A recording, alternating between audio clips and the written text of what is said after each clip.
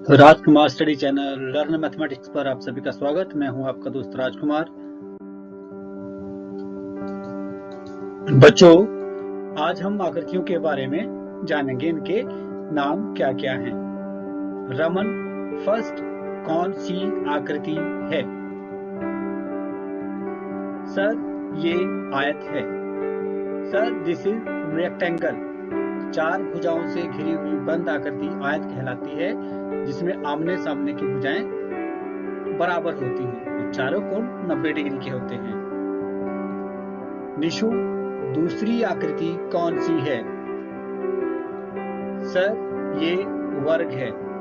चार भुजाओं से घिरी हुई बंद आकृति को वर्ग कहते हैं, जिसमें चारों भुजाएं ही बराबर होती हैं। क्रिश, थर्ड आकृति कौन सी है? सर, ये वृत्त है। This is circle sir.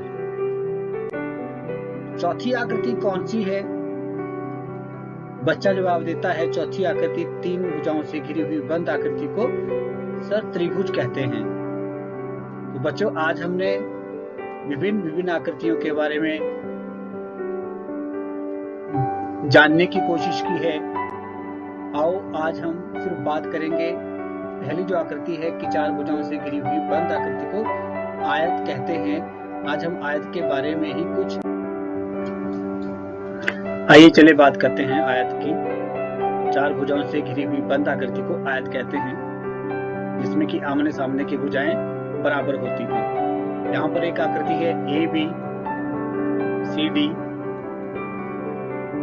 ये आयत है क्योंकि AB बराबर है CD के, क्योंकि AB 7 सेंटीमीटर है और CD भी 7 सेंटीमीटर है। और इसकी तीसरी भुजा AC बराबर है BD के। दोनों भुजाएं ही 5-5 सेंटीमीटर हैं। तो हमारे पास जो यहाँ आकृति है ABCD, ये आयत है। इसमें आमने सामने की भुजाएं बराबर होती हैं।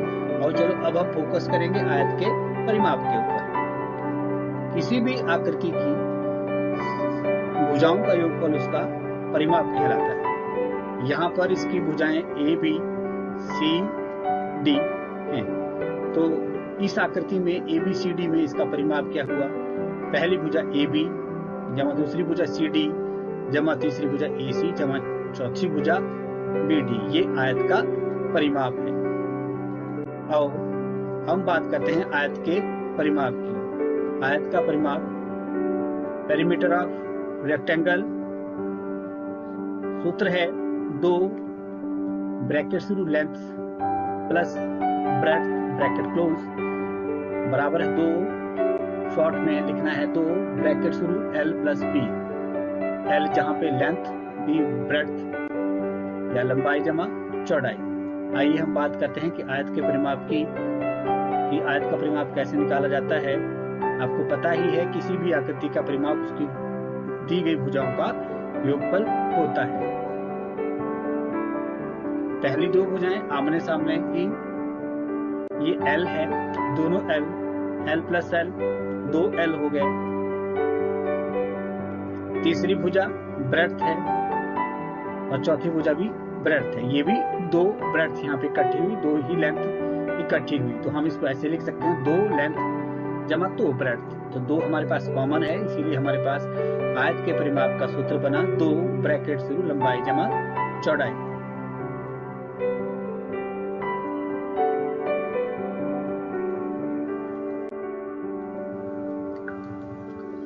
अगर किसी खेत के चारों ओर कांटेदार तार लगानी हो तो उसका परिमाप निकालना होगा। जब हम उसका परिमाप निकालेंगे तो उस कांटेदार तार की लंबाई हमें ज्ञात हो जाएगी। जैसे हमारे पास एक खेत है जिसकी लंबाई 11 मीटर है और चौड़ाई 4 मीटर है। अगर हमने इस खेत का परिमाप निकालना है, आयताकार खेत का परिमाप, तो निकालेंगे तो परिमाप मैथमेटिकल सूत्र है, लेकिन वो निकलेगा क्या? असल में उस कांटेदार तार की लंबाई निकलेगी। तो कोशिश करते हैं कि आयताकार खेत का परिमाप कितना होगा, यानी उस आयताकार खेत में कांटेदार तार कितनी लगानी है। तो खेत का परिमाप, पेरीमीटर ऑफ ए फील्ड, सूत्र है 2 इंटू लंबाई जमा चौड़ाई ब्रैकेट क्लोज। तो 2 लंबाई 11 जमा 4 चौड़ाई बराबर है 2, 11 जमा 4 15 बराबर है 30 मीटर। ऐसा खेत जिसकी लंबाई 11 मीटर है और चौड़ाई 4 मीटर है, उसमें कांटेदार तार अगर लगानी है तो 30 मीटर लंबी तार वहां पे लगेगी। अब हमारे पास एक और चार्ट है। एक चार्ट की लंबाई 40 सेंटीमीटर है और चौड़ाई 30 सेंटीमीटर है, तो उसका परिमाप ज्ञात करना है।